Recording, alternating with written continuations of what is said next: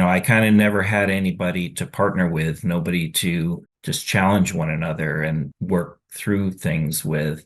They always saw it sort of as superhuman. Like, how can you not eat this? Or how can you not eat at all on certain days? Like, I would be going crazy. I'd be feeling terrible. But now I have found a whole community of people that are like-minded.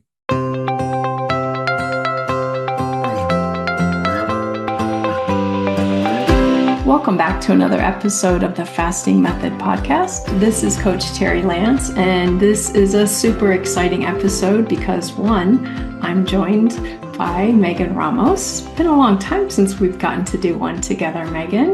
It has. I don't actually remember the last podcast we've done, but you've had so many great interviews that I've enjoyed listening to, so I appreciate that. Yeah, well, thank you. So this one is a little unique in that we are recording this as part of a live event with TFM Lifetime Members. At some point during this episode, we're going to bring some people in to share some things with us. So this is a little new for us, and we are excited that we have people here as we're recording, and we're looking forward to getting to talk with some of them.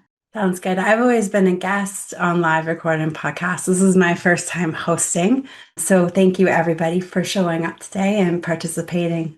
All right. Well, as we always do when we get started for an episode, we always have to think about what topic do we talk about today? What do people need to hear? What's kind of pressing?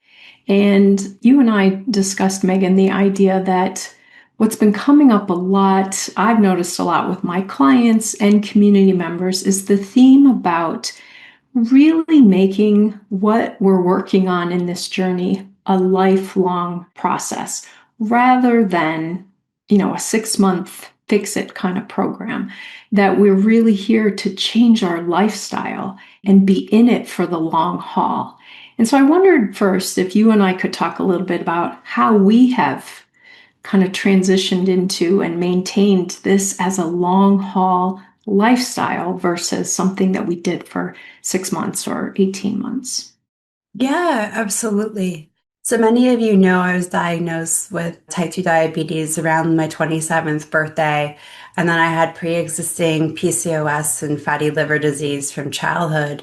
And around that birthday, I had also just gained about 60 pounds. And I think it's now become common within our community members and people who have followed me over the years to know that I reversed the bulk of that metabolic disease and lost that 60 pounds over a 6-month period. But did my journey stop there? And the answer is no. Like so many of you, I had reached all these incredible milestones with my therapeutic fasting. I showed up for my fasting days like they were medical treatment. I pivoted if I needed to, like you don't need to suffer. So if a 42 felt too burdensome, I pivoted to a 24. I made it work. I stuck with consistency and showed up. And that's why I had such great results in a short period of time. But again, like so many of you, you get people commenting on your miraculous external transformation. You get healthcare practitioners commenting on your great blood tests. And it sort of gives you a bit of a sense of you're invincible now. You've now learned this secret tool that is really capable of combating all of the stuff that you never thought was possible. And then if we haven't transformed our mindset and our relationship with food, it can be really easy to slip into some old patterns. Around that 6-month marker, I didn't look at certain foods as poison or look at certain foods as diseases, and not that we necessarily need to. It's always important to remember that dosage makes the poison. So even still to today, I enjoy some things from time to time. I had a spoon of ice cream on Father's Day. But the idea is a spoon, and it's not sort of a regular thing that we have on an ongoing basis. And I hadn't quite worked any of that out. I also hadn't worked out my emotional relationship with food. It was still how I coped with everything. And it ended up coming back to sort of haunt me in the moment. So, I had all these people telling me how great I was looking. And I thought, okay, I can have this almond here or this piece of meat there or these veggies here because they're all good foods. They're all not going to spike my insulin. And I started to chronically spike my insulin a little bit throughout the day with healthy foods. But we know that chronic exposure to even low levels of insulin recontributes to developing insulin resistance. And so I noticed the scale creep. And then I just didn't have these coping mechanisms. During one of my groups last week, I shared that I was that woman hiding behind a curtain, eating 12 cookies at a bridal shower because I was going to have just one. But then there was a lot going on at that shower. I was feeling overwhelmed as a host. There was a lot of interesting personalities. And I decided to cope with my stress and anxiety by diving into that cookie plate. And then, of course, oh, people can't know that that's me. So I'm hiding behind a curtain. And that to me was a big wake up call that, okay, I might have done some physical transformation, but I haven't done the mental transformation yet. And that's really when the second part of my journey began to unfold. And I had to really work on my relationship with food moving forwards. I love it. I'm biased about that mental and emotional part of the journey. Obviously, the physical is so important, but then it doesn't really hold water if you don't also work on the other parts. I think similar to you, Megan, I started with the physiological first, wanting to reverse diabetes, lose weight, and change my body composition and everything. And I accomplished those goals, but it wasn't just like I accomplished it and then everything became, free and easy. I had to keep navigating, making changes, adding this, taking away this, doing a little more fasting, easing up on the fasting. And it's been many years now of continually adjusting how much fasting I do, when I fast, changing meal times. But one of the things that for me has really been kind of the phase two, as you described it, is when I first started this, I lived alone. Actually, I lived with a friend during part of it, but we didn't share food. We had separate sides of the refrigerator. We had separate cabinets. So it was really easy. And then for the next, 6 years or so, I lived alone with my dogs. They never cared whether I was eating or not, as long as I fed them. They never brought tempting food into the house. And so I never had to navigate the rest of the world and what I was doing. And then we went through COVID. So it was even more isolating and it was just me. And after we kind of came out of the darkness of COVID, I started socializing more. I had finally moved to a place and started meeting people. I met my current partner and now we live together. And now there are foods in the house that I don't eat. We hang out with a lot of people who do not eat at all the way I eat and do not understand fasting at all. And so now I've had to go through this new phase of this journey for me of, oh my gosh, how do I be me and navigate fasting and eating appropriately for my body in the midst of all of this social culture that doesn't really support it? So that's been the big shift for me in these past 3 years or so. It can be a bit challenging. I don't envy that position. I was going through a separation when I was diagnosed with diabetes, and I will say that that lend itself pretty well to me figuring out how to navigate my lifestyle. I was living with family who ate very differently than me, but I could be politely offensive to them. If my mother had made a special dinner or something that she thought would emotionally soothe me at the time, I could say, I'm sorry, I told you I was fasting. I gave you plenty of notice and I don't mean to hurt your feelings, but I'm not going to eat it. So I had that ability. There wasn't any other sort of social norms that I felt pressured to be under. I had that comfort level with my immediate family. I did meet my now husband after getting to a really great place in my journey, even when I had conquered a lot of my mental hurdles with it. But he was quite young. I married this younger guy so he could fix all my technology. So he was 25 at the time. And he was a scientist. He was the youngest child too, so a bit of a rebel by nature. And he completely sort of devoured all of the information. I had a draft of the obesity code at the time that he was able to read. We had quite a lot of blog posts, we still have, and he was able to dive into it. And he just said, okay, this is going to be my lifestyle too. And that's just been kind of that for the last decade, which I feel very fortunate. And I think as someone, I'm 40, I'll be 41 this year, and my husband will be 36 this year. And our social circle, a lot of people have seen this now. They've seen this happen to their grandparents. They've seen this now happen to their parents. And while they don't necessarily eat the way that we eat, they acknowledge how we eat is probably the smarter path, because they've seen it not serve generations before them. And as they've gone through things like navigating early parenthood and relying more on Uber Eats and DoorDash to deliver what's quick and easy, they've noticed it with their own health and physical appearance that it hasn't been the best for them. And they're usually quite mindful with us. You know, if they're throwing a party, they'll let us know what it is that they're having, and we're welcome to bring whatever it is without offering any insult. So I sort of had the opposite experience of you and so many people in our community. I think almost everyone I hear is in your boat of navigating some of these lifestyles and socialization things. The work I had to do for myself was really, really kind of internal and undoing a lot of thought patterns that were conditioned into me by my pediatrician, by my mom, by my grandma, about how it was for coping with life through food. So, one of the things both you and I have kind of touched on is that at various times we may have gone through a more intense, more fasting, more changes that we're working on. And kind of the idea of making it a longer term lifestyle, navigating this over the long haul. In the time that I've known you, Megan, I think you've traveled many places in the world. You've been in a lot of family situations, a lot of stress situations. You've had a little guy added to your world. A lot of different things happen.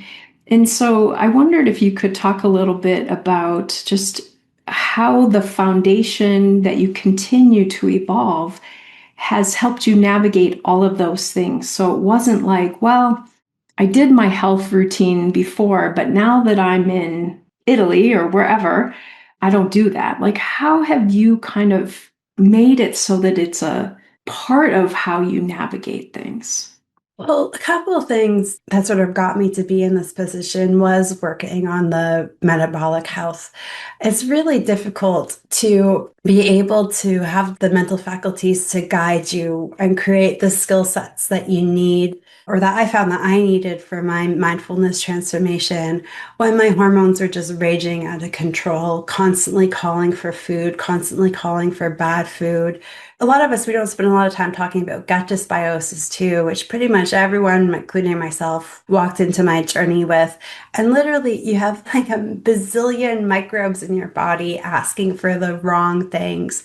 And I think at the beginning of my journey, I had to commit to showing up, and I had to commit to imperfection with my eating. I couldn't be perfect at it all. And I know this is something that so many people strive for, is this like perfect diet because it will make fasting easier. Well, no, not really. And there's actually some contradictory things about that, where having a little bit of carbs might make your fasting easier. It was just to show up for my fasts and just to do them, even if the diet was just totally haphazard, right? Just show up, show up. I ate like garbage yesterday. I'm showing up today. I might not be able to do a 42, but I can do a 24, and just keep showing up, keep showing up, keep showing up. And the fasting is powerful enough to undo a lot of the metabolic damage. Not undo it all, not give me like health optimization, but to get myself into a place of physical control where I could start to recognize it and say, okay, you know, I have had this really, really bad day, and I've got a couple of choices. I can come home and I can walk into the kitchen and grab something quick and easy, or I can sit in my car when I park and do 5 or 6 deep breaths and then walk in and grab the dog and go for a walk and just kind of let my cortisol and everything just totally drop in nature. I had more physical control. My gut was in better shape. I was able to fight what Coach Nadia always called the insulin beast. It was a rough fight, but I was able to overcome it. And I think for me to change a lot of my thought patterns, our brains have this amazing plasticity. We can change thought patterns. It's beautiful, but it requires a lot of work and a lot of effort to do that. It's like, I am stressed. I'm going to take 5 breaths. I'm going to take my dog. I'm going to go for a walk. I am not going to go in the kitchen. I've just totally removed that part. And I would just say it over and over and over again, just trying to rewire my own patterns for having an automatic stress response. So it would keep me away. It would help reshape my habits when I'm looking to drop that cortisol. And for me, it was just constantly just kind of having to see when this popped up, not judge myself harshly if things didn't go well. Last night in my group, we were talking, a member was not feeling well, and the diet, didn't necessarily go great during that period of not feeling well. I've been there. And it's not getting mad at myself and saying, okay, what can I learn? What was I feeling? What maybe could I do next time I'm not feeling well that can make me feel better? Because I'm not going to go to the gym. I might not be well enough to go for a walk. What can I do in my house that makes me feel better? There are teas that I like. There's those type of things. What can I lean into on that particular day rather than leaning into the food? And I think rather than beating myself up at these junctions when they came up, I just observed them with curiosity. And it was really hard to do that because all I did was watch people that I looked up to be really harsh and critical and judgmental with themselves at every step of the way. And I learned that that's how I was supposed to be. And I was supposed to be this perfect, high functioning individual. And I had to say, no, I'm not going to be mad at myself and just take every opportunity as a learning lesson to give myself superpowers for the next time. So for the next time I was sick. And then I would even make notes in my iPhone. So if I was in that situation again, sometimes you're in this heightened response, right? You're not thinking clearly, you're sick or you're stressed. And I would be able to go and see, okay, what was my note to myself? What were my reminders and tips for being in the situation? And just being able to go back and read that really helped ground my feet, help provide some mental clarity and direction, and really begin to change my thought processes long term. So you know what? It's 2025 and I've had one spoonful of ice cream this year. And I'm okay with that and getting into this particular place. So that was a lot of the groundwork that I found that I was having to do, really not pass judgment, document my learning experiences, celebrating learning something, and then being able to reference that and just doing it repeatedly over and over again. It was a tremendous amount of work, but it worked out. It paid off in the long run. I think another big part that you just described is you have a way of looking at the additive nature of things. What can I do that helps me feel, well, oh, I love those teas. I'm going to go get that tea. What can I do in the house since I can't go outside right now since I'm sick or whatever? Versus focusing on what can't I have? What can't I do? What thing do I miss? You really focus, and I'm guessing this evolved over time, but that you really focus on what are the strengths? What are the possibilities? What are the comforts that are safe when I need more comfort? Rather than focusing on, oh, it's so unfair that I can't do it this way or can't have this. You don't get bogged down in that mindset. I think that's something that I picked up from Jason early on in the journey. I remember he always gave these patient lectures. That's how, even working with him, I learned about fasting, was from eavesdropping in one of these patient lectures. And someone said, well, if you take away the starches at a meal, then what's left? And Jason's like, a whole world of things are left. And he's like, when was the last time you ate eggs? Because you've been trying to stay away from them for cholesterol and all this kind of reason. And the man laughed. He's like, well, when I go on vacation, I have eggs.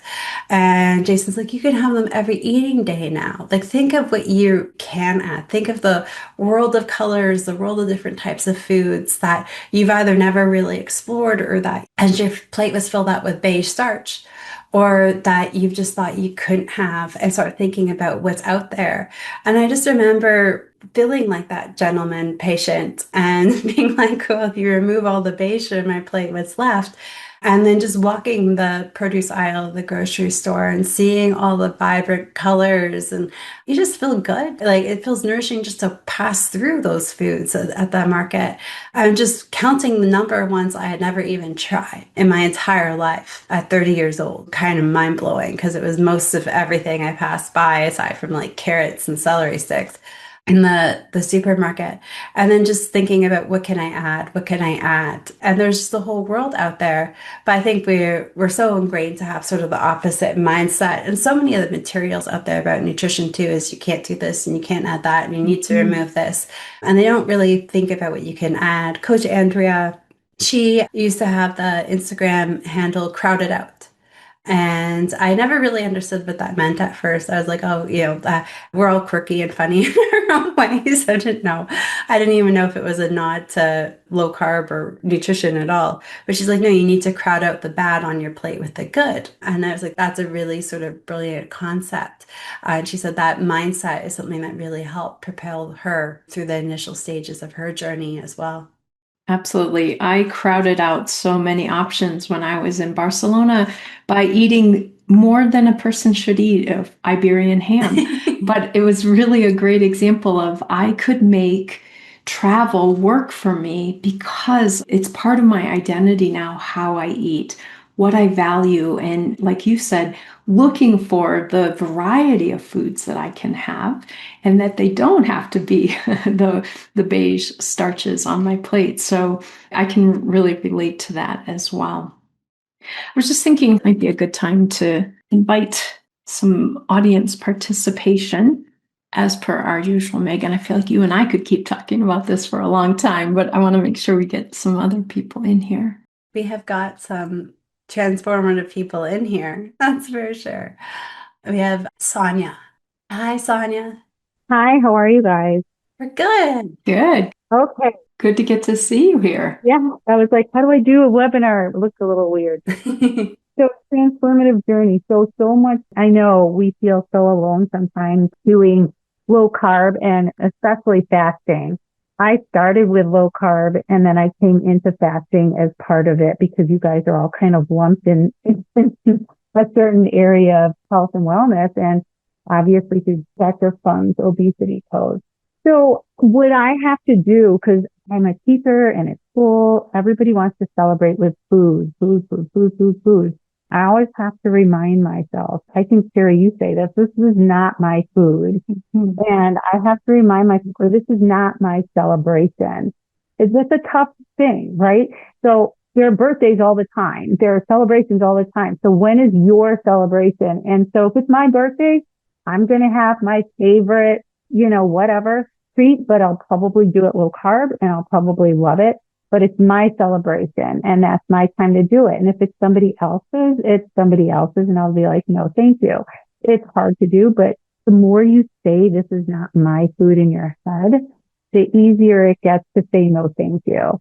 And people stop asking me after time and they don't push. Every now and then I get a food pusher, but most of the people don't. And I think once you practice your mantra over and over again, it becomes easier. I love it. That is exactly what I talk about, Sonia, as far as it becomes part of just how you navigate this part of your life. But at first, you had to use those phrases. You had to remind yourself frequently. And over time, it's becoming more and more just part of how you navigate. It's part of how you do that part of your life. It's great. Eventually, it just becomes a habit and you don't have to think about it. It just becomes your way of living that you celebrate at a time that you've decided to celebrate for you, whether that's your birthday or whatever holiday or milestone. And you just don't think about doing it at other people's and it becomes effortless. So you put in the work, but the reward does come. Yeah, thanks for sharing that with us, Sonia. Thank you, Sonia. Teresa is here. Teresa. Hi, I had an interesting transformation. My husband and I belong to a bridge club, and they have a refreshment room with all kinds of sweets in it all the time. When I first started on my journey, I couldn't even walk into the room because it was too tempting. And one day I walked in to get a cup of coffee, and I looked at the stuff and thought, that's really not good for me. And I started thinking of the food, well, the stuff they had there, I'm not sure food's the right word, as poison to me because I, diabetic and et cetera, et cetera. I can walk in that room now and, I just look at it and go, oh, that's not good for me, as opposed to, oh, that looks so good, I feel deprived. changing how I thought about the food made all the difference because now I could just go in there, no problem whatsoever. It's great. Every now and then they have something that's tempting, but that's rare. And when it's tempting, it's things like deviled eggs or something like that, which I still don't want to eat during my non-eating times, but at least, you know. Anyhow, it really made a difference to think of that stuff as not good for me. What a big shift to think that now the tempting thing is, oh, I really would like a deviled egg. That's great that you've been able to really focus on kind of what that food means for you. This nourishes me, this helps me feel well. Although this might taste good, it doesn't nourish me or it doesn't make me feel well. So it's great that you've been able to really work into that different decision making part for you. That's fantastic, Teresa. Thank you, Teresa. All right, we have Marie. Marie, welcome. Hello. I'm just wondering, before you make all of these lists, before you decide to do something, is there something that you say to yourself to give yourself a sort of a peace of mind before you do it so you can let go of whatever is bothering you and just be free to, like you have something to focus on, a belief, a new thought system, like saying something like, this is who I am now, in order to change your mindset so you can go ahead and do whatever you want to do and let go of what's bothering you, because you can carry it through whatever task you're going to do next. You know what I'm saying? I think so. Let me take a stab at it here, and then if not, you can redirect me. So one part I think is just kind of what thought is in each of us, like maybe what is in our mind. For me, I really try to focus on going back to what Sonia said, that's not my food. That I do still say that to myself. And I really focus on, for example, if it's a temptation, like in a food or a wanting to break my fast, part of it is reminding myself of how do I want to feel? Does this help me feel that way? So it's not a shame and blame. It's not a rigid kind of way of responding to that temptation. It's really about, does this fit for me? One of the things I still have to be very mindful about is my glucose control. And so when I'm sitting there while other people are eating things, I do still think about, what effect does this have on my glucose? And is that worth it for me right now? Because sometimes it might be, and I might choose to engage that food. But oftentimes I really weigh those two things out. And then I think part of your question is, what helps you feel better in the moment, or maybe work through the emotional part of it? And for me, in those instances, I try to focus on, what am I really getting out of this moment or this situation? Even though I'm here with people who are eating this dessert and I'm not, I'm getting to connect with people that I care about. I'm getting to tell funny stories. I'm laughing until tears are streaming down my face. So I try to focus on the value of what I'm getting from the experience versus what I would be experiencing with engaging that food or breaking my fast or whatever. Did that address any of what you were alluding to, Marie? I think it's more like I don't want to say mindset. It seems like it's an overused term now. It's having a new focus, because you can decide to exercise but still be very angry and conflicted and thinking that, I could be eating that dessert or something, but here I am doing this. How do you let go of your past self and say, that is not who I am. This is who I am now. That kind of thing. I think I actually experienced something like this yesterday. Yesterday was my fasting day, and many of you know that I'm just getting back into fasting, trying to lose the last little bit of postpartum weight. I've got about 12 pounds I want to lose before I get pregnant again this summer and regain it. And so we had a terrible night with our son. We had a very early morning. It was stressful. My husband was stressed. I was stressed. My kid was a feral little creature. And I remember getting his lunch ready.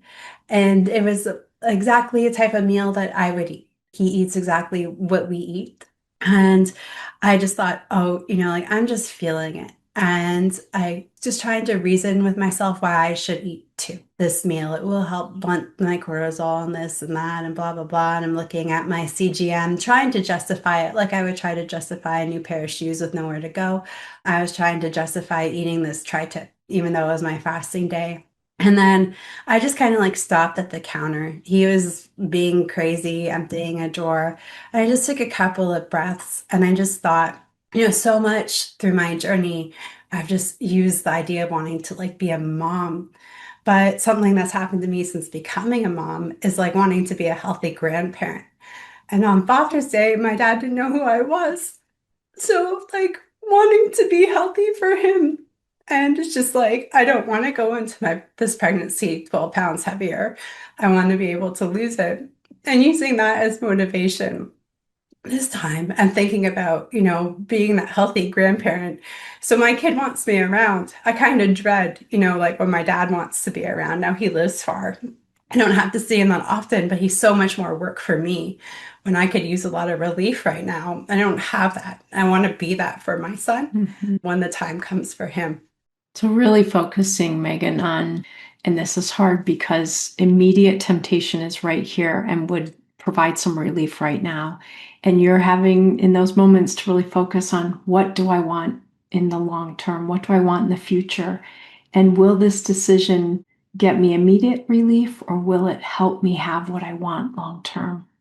Yeah, I think visualizations in these particular moments have been really, really powerful and helping me get through the difficult moment and sort of be able to reshape. Like this was around 11:30 yesterday, and I was able to make it into dinner time with my family at 6:30 yesterday, and it wasn't an easy day. But I leaned in, I had some broth, I had an extra cup of tea instead, because that was the better option yesterday.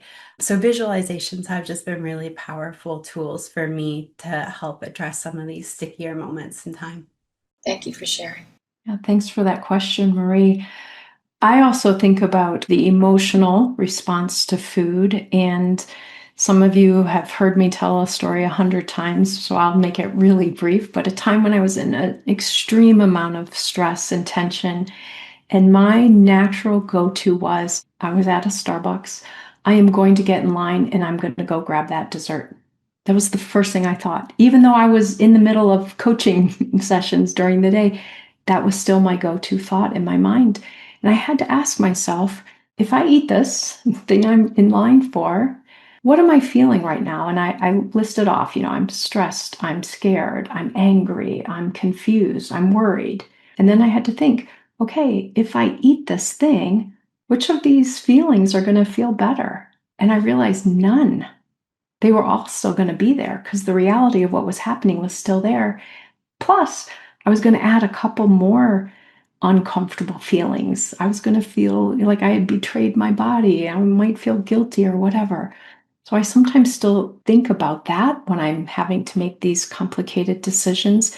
And the other question I've been asking myself more lately is, and sometimes it's not even until after the fact, but I look at, would this event have been more fun or better had I eaten that problematic food? And so far, my answer has always been no. Or would eating that whatever food for me, or would breaking my fast at this moment, would that have made this event better? No. Did it take away from it? Would it have made it better? No.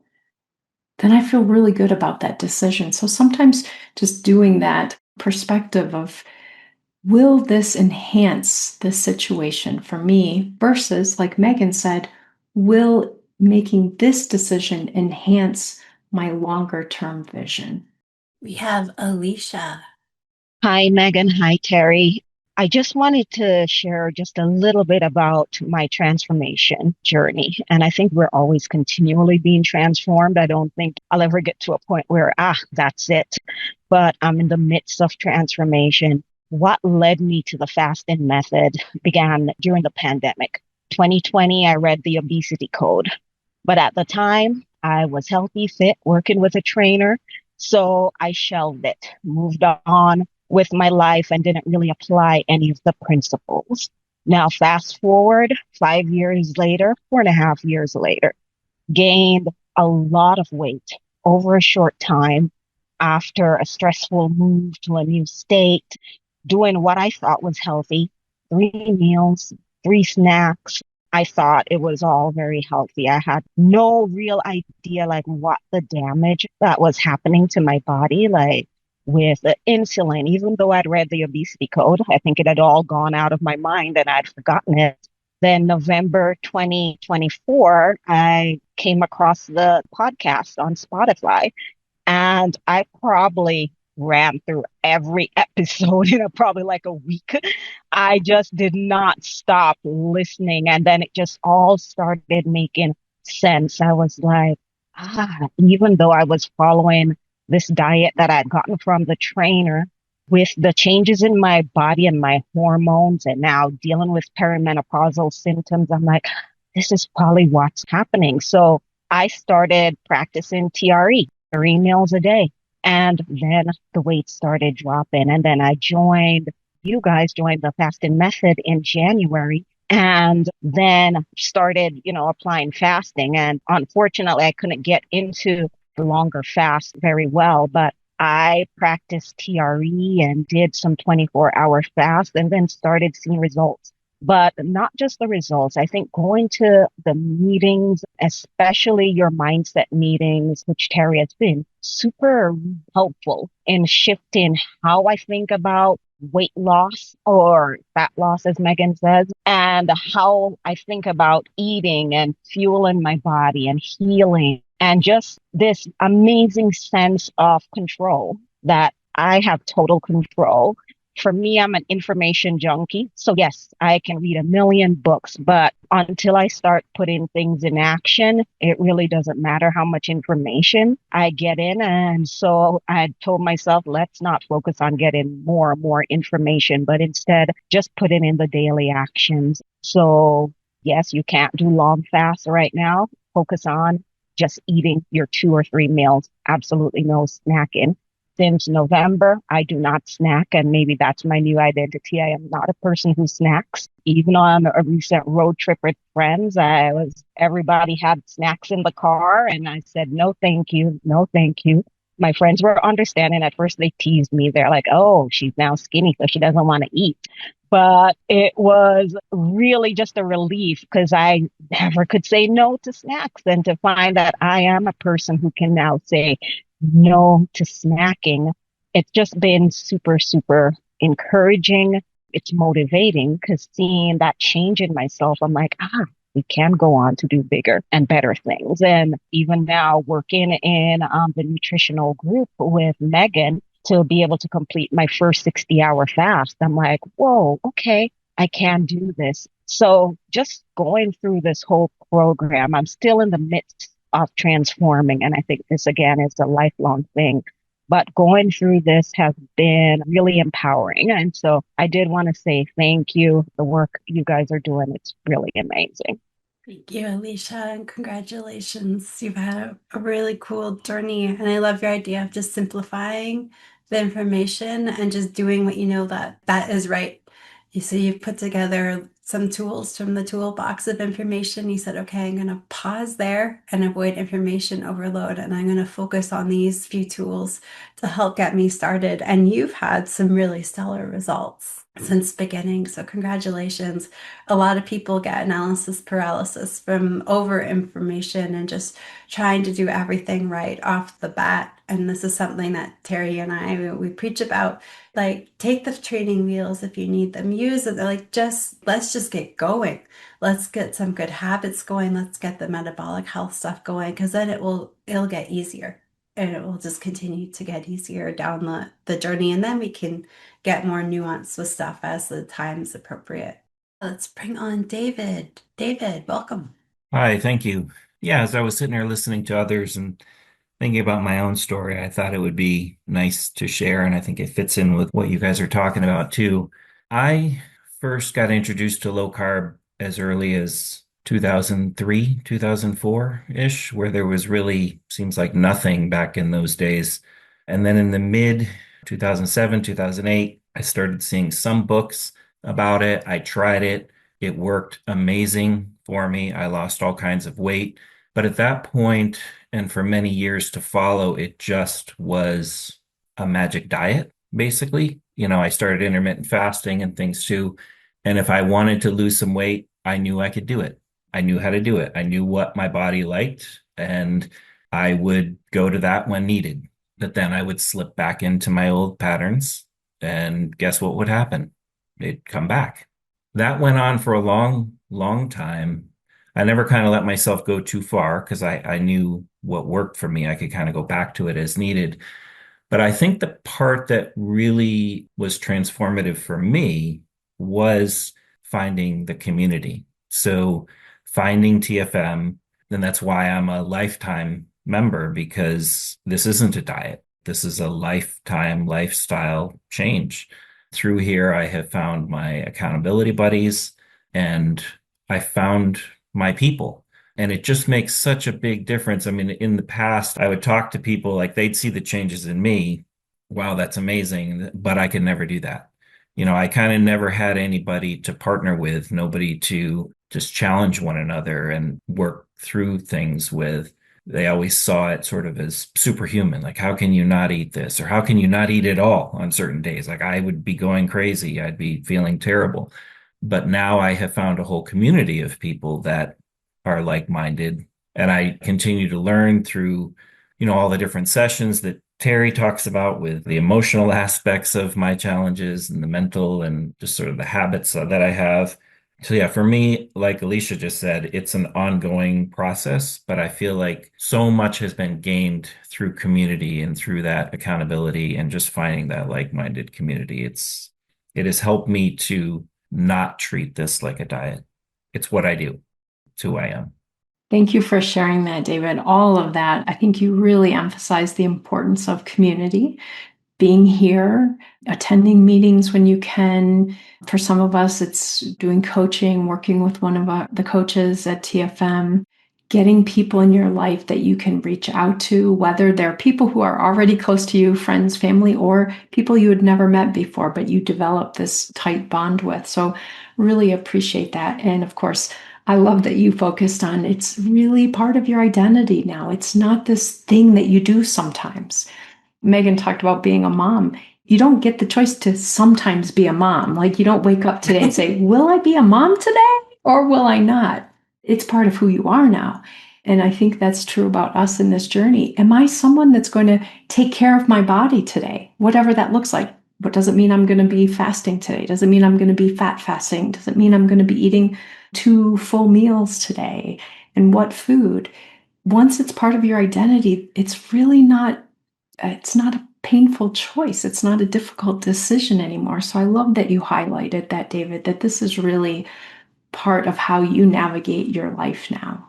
So thank you for being here and for sharing. Thank you to everybody who shared during our first live podcast recording. I think we should probably do it again. I think it's been a lot of fun. I love including our amazing community. And I think David's point just really summarized everything so well, that we're stronger together, and food is such a foundational part of our lives and society, that coming together with like-minded individuals with similar oriented goals can be so powerful. So thank you everyone for making this such a powerful episode, and hopefully it will inspire others who are listening today, who might be binge listening like Alicia, knowing that they need to make change, inspire them and make them feel that it's hopeful and they're able to achieve it. And I'm just going to tack on to that. This whole term about transformation is a process. It's not an event, and it's not a short-term process. It's an ever-evolving process. So thank you all for sharing your transformations with us. Thank you all for being here, being invested in this. And remember, your transformation doesn't end at some designated goal point. Your transformation is ongoing. Thank you, everybody, and we'll be back next week with another episode of the Fasting Method podcast. Take good care, everyone.